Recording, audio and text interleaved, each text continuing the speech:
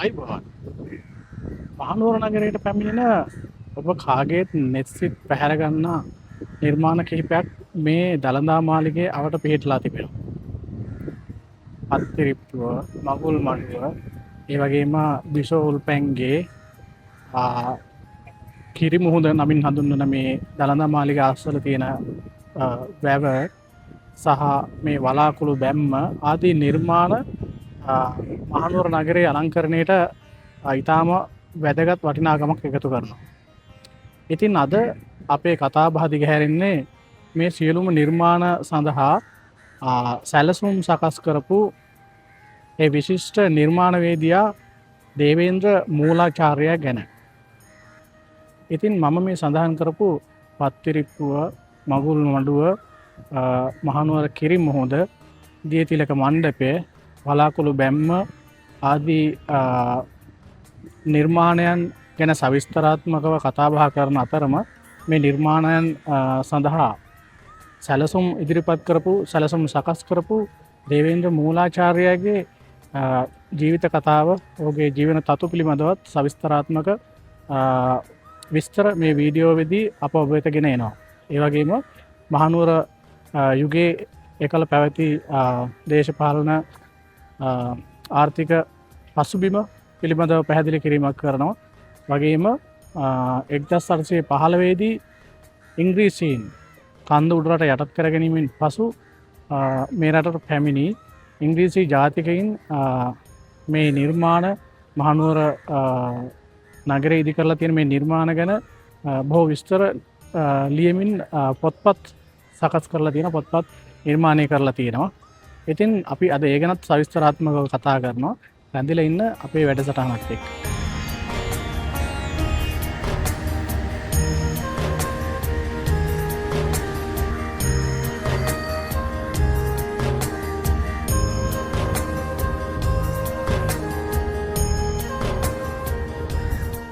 දේවේන්ද්‍ර මූලාචාර්යා මාතර දෙවිනුවර ප්‍රදේශයේ ඉඳන් තමයි උඩරටට පැමිණිලා මේ උඩරට රාජධානී හිටපු අවසන් රජවරු 3 දෙනා යටතේම සේවය කරන්නේ ගෘහ නිර්මාණ ශිල්පියෙක් විදිහට, චිත්‍ර ශිල්පියෙක් විදිහට, ඒ වගේම විවිධ දක්ෂතා සහිත ශිල්පියෙක් විදිහට.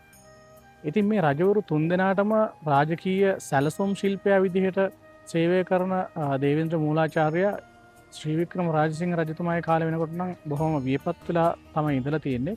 නමුත් ශ්‍රී වික්‍රම රාජසිංහ රජතුමාත් ඔහුගේ සේවය රාජකීය සැලසුම් ශිල්පියා විදිහට ලබා ගන්නවා. ජනප්‍රවාදයේන තවත් තොරකට අනුව මේ දේවේන්ද්‍ර පරප්පේ මුල් පුරුක මුල් පුද්ගලයෝ ඉන්දියාවේ ඉඳන් තමයි මේ රටට සංක්‍රමණය වෙලා තියෙන්නේ. කීර්තිසිරි රාජසිංහ රජතුමාගේ රාජ්‍ය සමයේදී තමයි මොවුන් මහනුවරට සංක්‍රමණය වුණා කියලා සැලකෙන්නේ. දේවේන්ද්‍ර මූලාචාර්යා කීර්තිසිරි රාජසිංහ රජතුමාගේ සමයේ ඉඳන්ම කැපී පෙනෙන දක්ෂතා පෙන්වපු ඉතාම විශිෂ්ට නිර්මාණවලට දායකත්වය දක්වපු නිර්මාණ ශිල්පියෙක්. 1780 දී පමණ ඔහුට රන් නලල් පටක් පළඳවලා දේවේන්ද්‍ර කියන නාමයත් මූලාචාර්ය කියන ගරු නාමයත් පුදකලාය කියලා සඳහන් වෙනවා. මේ ප්‍රදානයන් කරපු සන්නස්පත්‍රය ගැන ඒ.සී. ලෝරිගේ පොතේ පවා සඳහන් වෙනවා. මේ මූලාචාර්ය කියන ගරුනාමය ලැබීමට නම් අවම වශයෙන් ශිල්ප 5කවත් ප්‍රවීණතාවයක්, දක්ෂතාවයක් දක්වන්න ඕන කියලා තමයි සඳහන් වෙන්නේ. ඒ වගේම එම ගරුනාමය ලැබූ තැනැත්තා යටතේ ඔහු යටතේ තවත් ශිල්පීන් 7 දෙනෙක් අවම වශයෙන් 7 දෙනෙක් හෝ සේවයේ යොදනව බව සඳහන් වෙනවා. ඉතින් මේ දේවේන්ද්‍ර මූලාචාර්යාට රාජ්‍ය සභාවේ රජමාලිගාවේ තිබුණු සැලකිල්ල කොපමණද කියනවා නම් මහාධිකාරමටවත් ශාරීරිකව දඬුවම් පැමිණීමේ හැකියාවක් තිබිලා නැහැ මේ දේවේන්ද්‍ර මූලාචාර්යාට. ඒ වගේම ඔහුට දඩමුදලක් හෝ පැනවීමේ අවසරය ලැබෙන්නේ රජතුමාගේ අවසරයක් ඇතිව පමණයි. ඔහු විසින් මහනුවර නගරය අලංකරණය කිරීම සඳහා කරපු විශිෂ්ට නිර්මාණ තමයි පත්තිරිප්පුව.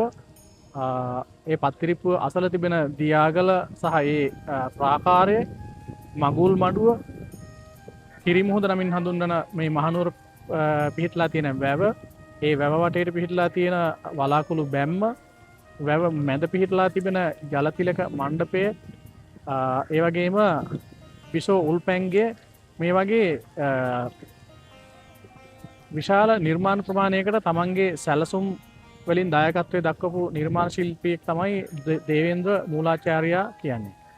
ඊට අමතරව දෙගල්දරුව රජමහා විහාරය වගේ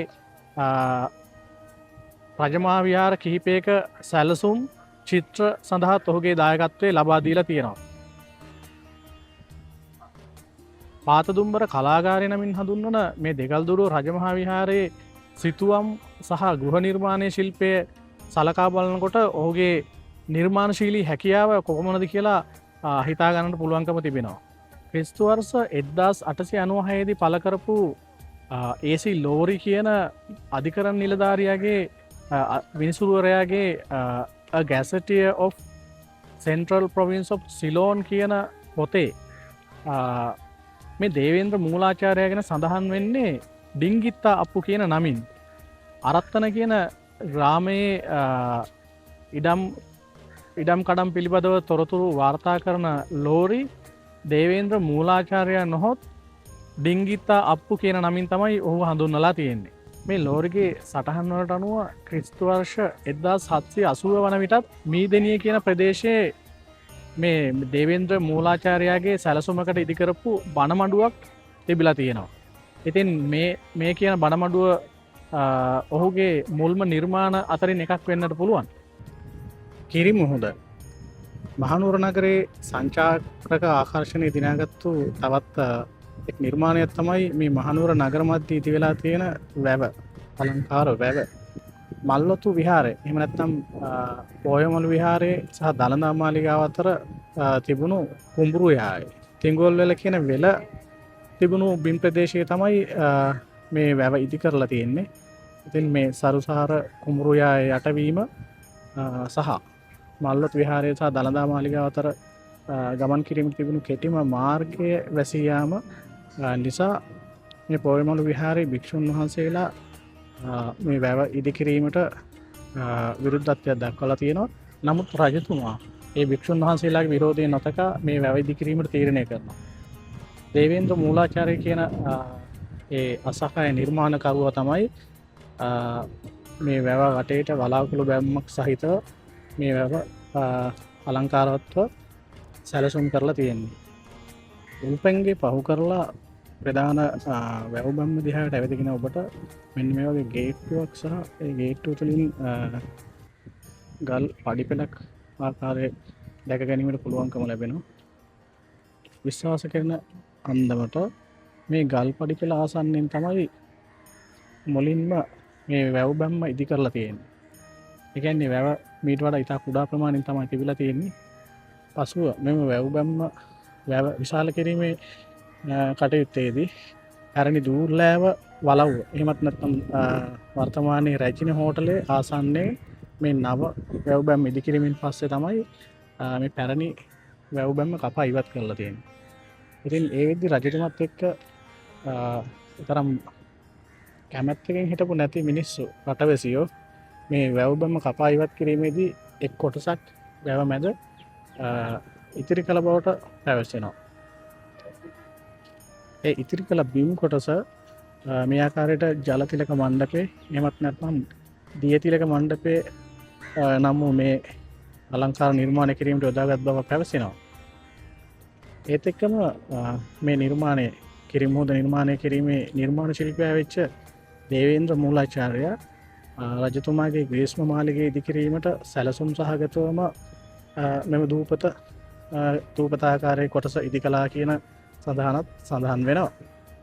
විශ්වාස 1915 පස්සේ මහනුවර වැඩිපුර ගැවසුණු මහනුවර රාජකාරී සේවයේ නියුතු වුණු ඉංග්‍රීසි ජාතිකයින් ලියපු ලේඛනවල මේ කිරිමුහුද ගැන සඳහන් වෙනවා.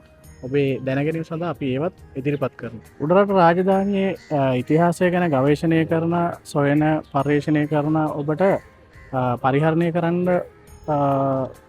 තියෙන හොඳම මූලාශ්‍රයක් තමයි ඓතිහාසික මූලාශ්‍රයක් තමයි ජෝන් ඩොයිලිගේ දිනපොත. කවුද මේ ජෝන් ඩොයිලි කියන්නේ? ජෝන් ඩොයිලි කියන්නේ ඉංග්‍රීසියෙන් උඩරට යටත් කර ගැනීමෙන් පස්සේ ඉංග්‍රීසින්ගේ නේවාසික නියෝජිතයා මහනුවරට පත් කරපු නේවාසික නියෝජිතය. ඒ වගේම 1815දී එක ලේබිදක්වත් නොසොල්වා උඩරට යටත් කර ගැනීමේ කූට ව්‍යාපාරය එම රහසිගත මෙහෙයුම දියත් කරපු මහමලකරුවා වුණෙත් ජෝන් ඩොයිලි. ඉතින් අපි ජෝන් ඩොයිලි ගැන කතා කරන වැඩසටහනක් වෙනම කරනවා. ඉතින් ඔහු ලියපු ඔහුට ඔත්තුකරුවන්ගෙන් ලැබුණු තොරතුරු සටහන් කරලා තිබුණු ඒ ඔහුගේ දිනපොත අපට ඉතාමත් වැදගත් තොරතුරු සපයනවා සෙංකඩගල රාජධානී ඉතිහාසය ගැන. Diary of Mr. John Doyle 1811 ජනවාරි 25 සඳහනේ මහනුවර වැව නුවර වටා බැඳෙන පවුර සහ ගේට්ටුවේ වැඩ කෙරෙන බව සඳහන් වෙලා තියෙනවා. ඒ අවුරුද්දම පෙබරවාරි 12 2-3000ක් එක්ව වේල්ල බඳින බවත් එය තවමත් අවසන් නැති බවත් සඳහන් වෙලා තියෙනවා. ක්‍රිස්තු වර්ෂ 1812 ජූනි 16 ඔහුගේ සටහන් වල තියෙනවා මහනුවර වැවේ වේල්ල බැඳීම පත්තිරිප්පුව මාලිගයේ සහ කොටුගොඩල්ලේ වැඩ අවසන් කර ඇත කියන සටහන තිබෙනවා. ඒ වගේම ජූනි 28 වෙනිදා සටහන් වල රජු මෑතකදී තනවන ලද වැව මැද කොකුළු සෙවිලි කළ සතරස් කුණ්ඩ ශාලාවක් ඉදි කරන බවත් ඊට යාමට ඒමට යාත්‍රා මෙන්ම අකුලන්නට සහ දිගහරින්නට පුළුවන් පාලමක්ද සාදා ඇති බව සඳහන් වෙනවා. 1812 නොවැම්බර් 12 සඳහන් වෙනවා විවිධ අවස්ථාවලදී රජතුමා ඔරුවකින් වැව මැදට යන බවත් ඉංග්‍රීසි මහතා කියලා තමයි සඳහන් වෙන්නේ. මේ ඉංග්‍රීසි මහතා නමින් ජෝන් ඩොයිලිගේ පොතේ සඳහන් වෙන්නේ සිරකරුවෙක් වශයෙන් ඉඳපු මේජර් ඩේවි කියන පුද්ගලයා. ඉංග්‍රීසි මහතාද එසේ ගොස් රජුගේ විනෝදයේ තකා පිස්තෝලයකින් වෙඩි තබන බව සඳහන් වෙනවා. ඒ වගේම ලංකාවේ නේවාසික යටත් විජිත ලේකම් විදිහට වැඩ කරපු සර් ජේම්ස් එමර්සන් ටෙනන්ට් කියන ඉංග්‍රීසි ජාතිකයා 1860 දී ලියපු ඔහුගේ සිලෝන් කියන පොතේ මේ ජලතිලක මණ්ඩපය ගැන මෙන්න මෙහෙම සඳහන් කරනවා. වැව මැද පිහිටි කුඩා දූපතක මනරම් ගොඩනැගිල්ලක් පිහිටා ඇති අතර වර්තමානයේ එහි වෙඩි බෙහෙත් ගබඩාවක් ඇති බව පවසලා තියෙනවා. වර්තමානය කියන්නේ ක්‍රිස්තු වර්ෂ 1860 වගේ කාලෙදී. ලංකාවේ සේවය කරපු ඉංග්‍රීසි ජාතික නීතිඥයෙක් වුණ සර් හෙන්රි චාල්ස් සර් කියන ඉංග්‍රීසි ජාතිකයා ලංකාවේ සමහර දේවල් ගැන අතිශයෝක්තියෙන් ඔහුගේ සිලෝන් ඇන්ඩ් සිංගලිෂ් කියන පොතේ ලියලා තියෙනවා කියලා කියන්න පුළුවන්. ඒ ක්‍රිස්තු වර්ෂ 1850 දී ඔහුගේ පොත නිකුත් වෙන්නේ. මේ කුඹුරු අයිතිකරුවන්ගෙන් බලහත්කාරයෙන් ඒවා පවරගත් විදිහ, ඒ වගේම මිනිසුන්ට වේතනයක් ලබා කෑමක් බීමක්වත් නොදී මේ වැවේ ඉදිකිරීම වලට ශ්‍රමය ලබාගත් විදිහ, ඒ වගේම පල්ලුණ අපිරිසිදු වතුරේ දිග කාලයක් වැඩ කිරීම නිසා ඒ මිනිසුන් විශාල ප්‍රමාණයක් ලෙඩ වෙලා පසුව මිය ගිය විදිහ වගේ විස්තර සඳහන් කරන මේ හෙන්රි සර් කියන ඉංග්‍රීසි ජාතිකයා දිගින් සැතපුම් 1 කාලක් පළලින් අඩි 500ක් වන මේ වාරි කර්මාන්තයේ අතිශය නෙත්කලු දර්ශනයකි කියලා මේ වැව ගැන විස්තර කරනවා. ප්‍රේමචන්ද්‍ර අල්ලිස් විසින් පරිවර්තනය කරපු හෙන්රි සර්ගේ සිලෝන් ඇන්ඩ් සිංගලිෂ් කියන පොතේ තමයි මේ විස්තරේ සඳහන් වෙලා තියෙන්නේ. මේ වැවට තිබුණ මාර්ගය හොඳින් සෙවන වෙලා තියෙන නිසා යුරෝපියන් ඇවිදීමට සහ අසුපිට යෑමට මේ මාර්ගය භාවිතා කළ බව ඔහු සඳහන් කරනවා. ඒ වගේම වැවමද කුඩා කෘතිම දූපතක් ඇති බවත් එහි අට්ටාස්ත්‍ර කුටිය රජ බිසෝවරුන් භාවිතා කළ බවත් සඳහන් කරන ඔහු දැන් ඒ කියන්නේ ක්‍රිස්තු වර්ෂ 1850 ආසන්න කාලේ එහි ඉංග්‍රීසි වෙඩි බෙහෙත් ගබඩාවක් ඇති බව සඳහන් කරනවා. වලාකුළු බැම්මේ උත්සව දිනවලදී පහන් පත්තු කළ බවත් ඒ වන විට වලාකුළු බැම්ම බොහෝ සෙයින් අබලන් වී ඇති බවත් ඉතා ඉක්මනින් පිළිසකර නොකළහොත් විනාශ වී යා හැකි බවත් ඔහු සඳහන් කරනවා. විසෝ උල්පැංගය ශ්‍රී වික්‍රම රාජසිංහ රජතුමාගේ ඒ කියන්නේ සිංහලයේ හිටපු අවසාන රජතුමාගේ පාලන කාලේ කියන්නේ ක්‍රිස්තු වර්ෂ 1798 1815 අතර කාලයේදී මේ උල්පැංගය ඉදි කරන්නේ අතරම ක්‍රිස්තු වර්ෂ 1806 දී ශ්‍රී වික්‍රම රාජසිංහ රජතුමාගේ බිසෝවරුන්ගේ පැම්පහසුව සඳහා මේ වැවයිදි කිරීමටත් කලින් උල්පත් ජලමූලාශ්‍රයකින් ජලය සපයගෙන තමයි මේ ස්ථානයේ උල් පැංගයක් ඉදි කරලා තියෙන්නේ. ශ්‍රී වික්‍රම රජතුමාගේ රාජ්‍ය සමය ඒ කියන්නේ ක්‍රිස්තු වර්ෂ 1706 තමයි මේ ගොඩනැගිල්ල දේවේන්ද්‍ර මූලාචාර්යගේ සැලසුමකට අනුව ඉදි වෙන්නේ. නමුත් ඒ කාලේ මේ ගොඩනැගිල්ල තනි මහලේ ගොඩනැගිල්ලක් විදිහට තමයි පැවතිලා තිබිලා තියෙන්නේ. වැව හදන්නත් ඉස්සර ස්වභාවික ජල උල්පතකින් ජලය ලබාගෙන තමයි මේ ස්ථානයේ ශ්‍රී වික්‍රම රාජසිංහ රජතුමාගේ බිසෝවරුන්ට දියනෑම සඳහා නානගයක් ඉදි කරලා තියෙන්නේ. මේ ස්වභාවික ජල උල්පතකින් ජලය එකතු කරපු නිසා උල්පැන්ගේ කියන නම ඇවිල්ලා තියෙනවා වෙන්නත් පුළුවන්. බිසෝ උල්පැන්ගේ, නානුමුරගේ, මහ උල්පැන්ගේ වගේ නම් වලින් මේ උල්පැන්ගේ හඳුන්වලා තියෙනවා. රජු වෙනුවෙන් පැන් වැඩීමට වෙනම පැන්ගයක් ප්‍රධාන රජමාලිගය ආසන්නයේ තිබුණු බව සඳහන් වෙනවා. මහනුවර යුගයේ ප්‍රධාන වශයෙන් දියවඩන නිලමේලා 3 දෙනෙක් ඉඳලා තියෙනවා. දළදා මාලිගයේ දියවඩන නිලමේ, මහා දියවඩන නිලමේ සහ පල්ලේ වාහල දියවඩන නිලමේ නමින් තමයි මේ 3 දෙනා හඳුන්වලා තියෙන්නේ. බිසෝවරුන් වෙනුවෙන් වෙන්නුන මේ උල්පැන්ගේ රාජකාරිය බාර වුණේ පල්ලේ වාහල දියවඩන නිලමේට. දියවඩන නිලමේට අමතරව නානුමුර කාර්යයට තවත් නිලමක්කාරයෙක් බොහෝම සහභාගී වෙලා තියෙනවා. සලු වඩන නිලමේ, සට්ටඹිවරු, ඌලියක්කාරයින් වගේ විවිධ නම් වලින් ඒ නිලමක්කාරයෝ හඳුන්වලා තියෙනවා. ක්‍රිස්තු වර්ෂ 1803 දී සෙන්කඩගලට කඩා වැදුණු ඉංග්‍රීසීන් මාස කීපයක් මේ සෙන්කඩගල නුවර ඉඳමින් මේ අවට තිබුණු බොහෝමයක් සම්පත් විනාශ කරලා තියෙනවා. ඒ විනාශ කිරීමේ කාර්යයේදී මේ උල්පැන්ගෙටත් ගිනි තියලා විනාශ කළා කියලා සඳහන් වෙනවා. නැවත ක්‍රිස්තු වර්ෂ 1815 දී උඩරට යටත් කරගත්තු ඉංග්‍රීසීන් ඊට පස්සෙත් මේ උල්පැන්ගේ විනාශ කළා කියලා තමයි සඳහන් වෙන්නේ. ඒකේ පාදම මත ක්‍රිස්තු වර්ෂ 1825 දී ඉංග්‍රීසි ජාතික ජෝර්ජ් ටර්නර් කියන පුද්ගලයාගේ මූලිකත්වයෙන් තමයි ඊට පස්සේ දෙමහල් ගොඩනැගිල්ලක් විදිහට මේ ගොඩනැගිල්ල ඉදි වෙන්නේ. ඒත් මෙතන තිබුණ ජල තටාක ගල් පස් දාලා පුරවලා දොරජනේල් සහිතව වටේට බිත්ති තියෙන ගොඩනැගිල්ලක් විදිහට තමයි ඉදි කරලා තියෙන්නේ. ඒක රජයේ නිලධාරීන්ගේ සහ වතු හිමියන්ගේ ප්‍රයෝජනයට පුස්තකාලයක් විදිහට තමයි භාවිතා කරලා තියෙන්නේ. ක්‍රිස්තු වර්ෂ 1983 දී මධ්‍යම සංස්කෘතික අරමුදලේ මැදිහත් වීමෙන් තමයි ඉංග්‍රීසින් විසින් ඒ වහලා දාලා තිබුණ ජල තටාක සුරක්ෂිතව කැණීම් කිරීමෙන් පස්සේ මේ විදිහට මතු කරගෙන පුරාවිද්‍යාත්මක වටිනාකමක් තියෙන විදිහට නැවත ඉදිකිරීම කරලා තියෙන්නේ, ප්‍රතිසංස්කරණය කිරීම කරලා තියෙන්නේ. ඊට පස්සෙත් මේ ගොඩනැගිල්ලේ නොයෙක් කාර්යාල ආදී පවත්වාගෙන ගිහිල්ලා තියෙනවා. 2014 වෙද්දී ගොඩක් දුරට විනාශ වෙලා අබලන්ලා තිබුණ මේ ගොඩනැගිල්ල මධ්‍යම පළාත් පුරාවිද්‍යා දෙපාර්තමේන්තුවෙන් තමයි පිළිසකර කරලා පුරාවිද්‍යා පර්යේෂණ ඒකකයක් පවත්වාගෙන යන්නේ. ඒක ඔබට දැක ගන්න පුළුවන් ඇතුළට ආවම මේ ආකාරයේ සංචාරකයන් දැනුවත් කිරීමට අවශ්‍ය කටයුතු සම්පාදනය කරලා තියෙනවා. ඊට සමගාමීව දේශන ශාලාවක්, පොත් අලෙවි කරන තොරතුරු මධ්‍යස්ථාන වගේ ඒක කිහිපයක් පවත්වාගෙන යමින් දේශ විදේශ සංචාරකයින්ට මහඟු මෙහෙයක් ඉටු කරන්නේ මේ මධ්‍යම පළාත් පුරාවිද්‍යා කාර්යාලයෙන්.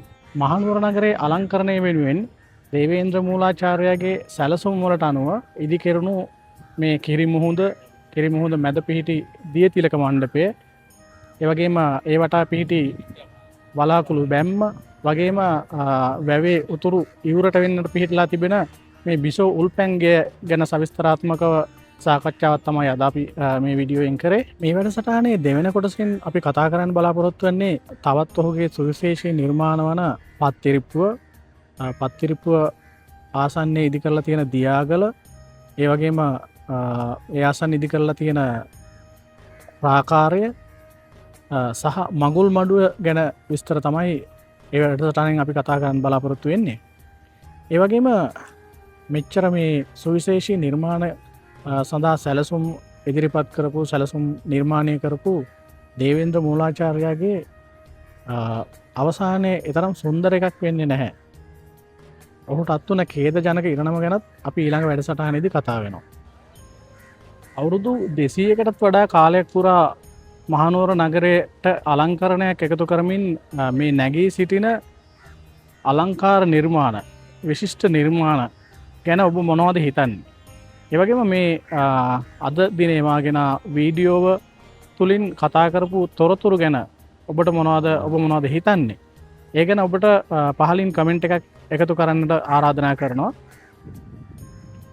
අවසාන වශයෙන් ඉදිරියේදීත් මේ වගේ ඓතිහාසික වටිනාකමක් තියෙන ස්ථාන පිළිබඳව තොරතුරු රැගත් වීඩියෝ පිළිබඳව කලින්ම දැනුවත් වීමට අපේ channel එකට subscribe කරලා එකතු වෙන්න කියලා ආරාධනා කරනවා.